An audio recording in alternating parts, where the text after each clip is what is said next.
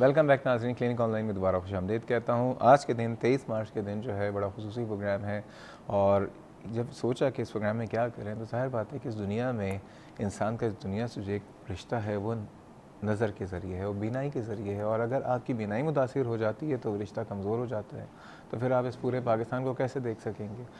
تو اسی لیے آج ہم ایک پروگرام کر رہے ہیں، اور جو ٹاپک ہے وہ ہے موتیا، کیونکہ یہ ایک بہت زیادہ کامن پرابلم ہمارے معاشرے میں، کیا پوری دنیا میں، اور آج جاننا چاہیں گے کہ یہ جو موتیا جس کو کہا جاتا ہے، جس کو میڈیکل ٹرم ہے کیٹریک کہتے ہیں، ہوتا کیا ہے، یہ کیوں پیدا ہو جاتا ہے، اور اس کا طریقہ علاج کیا ہے، کس وقت اس کی سرجری کروانی چاہیے، یہ ایک بہت بڑا سوال لوگوں کے لیے رہتا ہے۔ سرجری کے بعد جو ہے اس کی احتیاط کیا ہوتی ہے، اور اس کے بعد اگر خدا نہ خواستہ کوئی کمپلیکیشن یا کوئی پرابلم ہو جائے تو اس کے لیے کیا کیا جا سکتا ہے۔ اس حوالے سے آج ہمارے ساتھ موجود ہیں پاکستان کا جو کہتے ہیں نا آپتھلمالوجی کے حوالے سے، یہ وہ فیلڈ ہے جو کہ آنکھوں کے حوالے سے ہے، ایک بہت بڑا نام اور بہت قابل ذکر نام، ڈاکٹر اعظم علی صاحب۔ ڈاکٹر صاحب جو ہیں کسی تعارف کے محتاج نہیں ہیں، اس پروگرام میں بھی لوگوں نے ان کو دیکھا ہے، ویسے بھی سب ان کو جانتے ہیں۔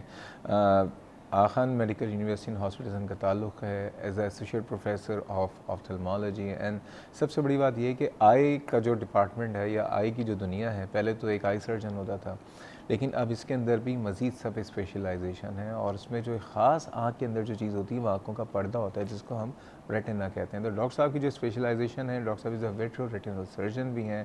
السلام علیکم ڈاکٹر صاحب۔ وعلیکم السلام۔ کیسا مزاج ہے؟ الحمدللہ خیریت سے ہیں؟ ڈاکٹر صاحب یہ بتائیے کہ موتیا، اس کو موتیا کیوں کہتے ہیں؟ موتیا کی جو میری سمجھ میں آتی ہے، کسی زمانے میں موتیا کو سفید موتیا کہا جاتا تھا، اردو زبان میں سفید موتیا کہتے ہیں۔ جب موتیا بہت میچور ہو جاتا ہے، پک جاتا ہے، عام طور پہ جس کو کہا جاتا تھا، اب تو پکنا اتنا زیادہ کامن نہیں رہا، تو اس کو جب نکالتے تھے آنکھ سے اس شروع کے زمانے میں، تو وہ جو لینز ہے وہ اتنا میچور ہو جاتا تھا، دودھیا ہو جاتا تھا، بالکل وائٹ ہو جاتا تھا، تو وہ جب نکلتا تھا پرل جیسا ہوتا تھا، اس کو موتیا شاید یہ میرا خیال ہے کہ شاید وہ سب سے لاجیکل ایکسپلینیشن یہی بنتی ہے کہ وہ کیونکہ وہ آنکھ سے نکل کے لگتا ہے جیسے کہ موتی آنکھ سے نکل گیا، اور انٹرسٹنگلی جب یہ زیادہ ایڈوانس وہ سفید کی فارم سے اور آگے چلا جائے وہ کبھی کبھی کالا بھی ہو جاتا ہے، تو اس کو کالا موتیا بھی کہہ سکتے ہیں۔ کالا پانی ایک اور چیز ہے، اکثر پیشنٹ کنفیوز کر رہے ہوتے ہیں کالا پانی اور کالا موتیا کو۔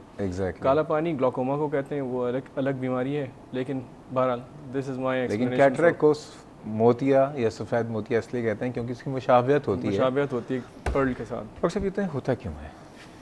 ہماری باڈی پیدا ہوتے کے ساتھ ہی ایک ایجنگ پروسیس پہ گامزن ہو جاتی ہے، ہمارا لینز بھی اسی طرح سے ان پروسیس سے گزرتا ہے۔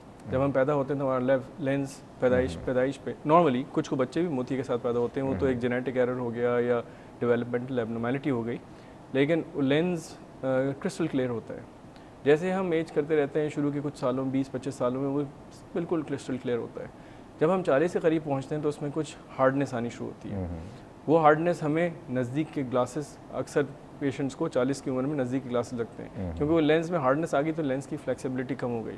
وہ ہارڈنیس آنی پہلا قدم ہے موتیا کی طرف، لیکن اس سے کوئی اس وقت موتیا نہیں کہتے، نہ اس وقت نکالا جاتا ہے۔ جیسے وقت گزرتا ہے موتیا میں اور ہارڈنیس آتی ہے، اور ہارڈنیس کے ساتھ اس میں اوپیسیفیکیشن بھی آنی شروع ہوتی ہے۔ اوپیسیفیکیشن مطلب دھندلا پن۔ اب یہ دونوں چیزیں جو ہیں نا، یہ روشنی کو اندر جانے سے روکتی ہیں۔ ایک تو وہ لینز فلیکسیبل نہیں رہا، دوسرے وہ لینز جو ہے وہ روشنی کو روک رہا ہے، تو یہ اس چیز کو جب لینز میں اوپیسیفیکیشن ہو جائے موتیا کہا جاتا ہے۔ اچھا، کوئی اور چیز اس کو ایگریویٹ کرتی ہے؟ ایک تو ایجنگ تو آپ نے کہا، کوئی دنیا میں کوئی ایسی دوا ہے جو کہ ایجنگ کو روک سکے، ایک عمر ایک جگہ رک جائے؟ ایسے ابھی تک تو نہیں ہے، ابھی تک نہیں ہے۔ اور کوئی ہماری زندگی میں لائف اسٹائل میں کوئی اور فیکٹر ہو جو کہ موتیا کو جلدی پروگریس کرتا ہو؟ بالکل صحیح، اچھا سوال ہے آپ کا۔ کچھ چیزیں تو ایج تو جیسے آپ نے کہا روک نہیں سکتے، سب سے کامن کاز ایج ہی ہے، لیکن ہمارے پاس جب پیشنٹس ایسے آتے ہیں جن کو اپنی ایج سے پہلے موتیا بنا ہو تو ہم ان سے کچھ سوال پوچھتے ہیں۔ وہ سوال یہ، آپ کی آنکھ پہ کوئی چوٹ تو نہیں لگی تھی؟ ٹراما یا چوٹ موتیا کو جلدی بنا سکتا ہے۔ دوسرا ہمارا سوال ہوتا ہے کہ آپ کو کسی نے اسٹیرائڈس تو زیادہ دیر نہیں کھلائے؟ اب یہ اسٹیرائڈس کا مس یوز ہمارے معاشرے میں تو بہت کامن ہے، ڈاکٹرز بھی اکثر جی پی کے لیول کے ڈاکٹرز، کیونکہ اسٹیرائڈ سے ذرا آپ کو تو زیادہ بہتر اندازہ ہے کہ امیڈیٹ رسپانس ملتا ہے، تو اسٹیرائڈس کا مس یوز، حکیم بھی اکثر اسٹیرائڈز یوز کراتے ہیں، میں نے سنا ہے۔ تو یہ اسٹیرائڈز ہیں کیٹریکٹ فارمیشن میں بڑی تیزی سے، کیٹریکٹ کو بہت تیزی سے فارم کرا سکتے ہیں۔ اسموکنگ سے کوئی ریلیشن تو نہیں ہے؟ اسموکنگ سے آنکھ کی ساری ہی خرابیوں کا ریلیشن شپ ہے۔ میں جب ریپرزینٹ کرتا ہوں پاکستان کو انٹرنیشنل میٹنگز میں، تو وہ کہتے ہیں ہماری ریکمنڈیشن ہے, ہمارا ایک فورم ہے میکولر ڈیجنریشن کا, وہ بھی ایک ریٹنا کی بیماری ہے, کبھی اس پہ بھی بات کر لیں گے. تو ان کی ریکمنڈیشن ہے جس طرح سگریٹ پیکس پہ لکھا ہوتا ہے it causes ling disease and heart disease, it should also include it causes blindness, not simple decrease I disease نہیں, پورا اندھا پن. یس, تو وہ اسموکنگ کا تو رول ہے, کیٹریکٹ میں بھی ہے, ریٹنا کی ڈیزیز میں بھی ہے. یہ بتائیے کوئی ایسی چیز ہے زندگی میں یا کوئی دوا ہو یا کوئی غذا میں, یہ عموماً لوگ پوچھتے ہیں کہ جس کے استعمال سے یہ جو موتیا کا جو پروسیس بننے کا ہے اس کو سلو کیا جائے یا یہ نہ بنے؟ Actually other than avoiding those factors جیسے اسموکنگ, جیسے اسٹیرائڈس, یا بہت زیادہ آؤٹ ڈور ایکسپوجرس, جو لوگ بہت زیادہ سورج میں رہتے ہیں تو ان کو اگر ڈارک گلاسز لگا لیں تو کسی حد تک پریونٹ کر سکتے ہیں. پریونشن تو کسی حد تک ان چیزوں سے جن سے یہ ہو رہا ہے, لیکن جن کو ہو رہا ہے ایج والا, تو نہ ایج رکتی ہے نہ ایج والا موتیا رکتا ہے. ایگزیکٹلی. ناظرین, بات ہو رہی ہے آج موتیا کے حوالے سے, کیٹریکٹ کے حوالے سے, اور یہ بات پتہ چل گئی ہے بھائی کہ عمر کے ساتھ ساتھ جو ہیں آپ بہت سی چیزیں ایکسپیرینس کر رہے ہوتے ہیں, بہت سی چیزیں ایکسپلور کر رہے ہوتے ہیں, اس میں ایک چیز جو ہے وہ موتیا بھی ہو سکتی ہے. مزید باتیں کریں گے, جا رہے ہیں چھوٹے سے بریک پہ, ہمارے ساتھ رہیے گا.